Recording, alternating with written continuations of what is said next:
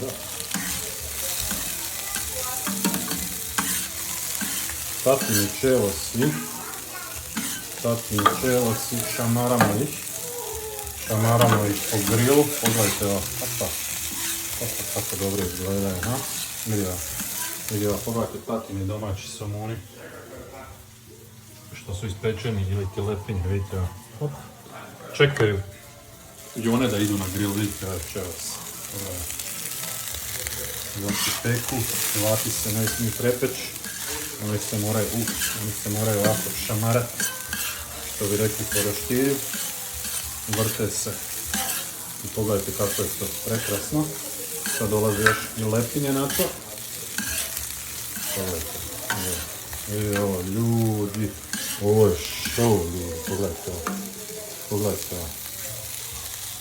Sad idemo lepinje na ovo.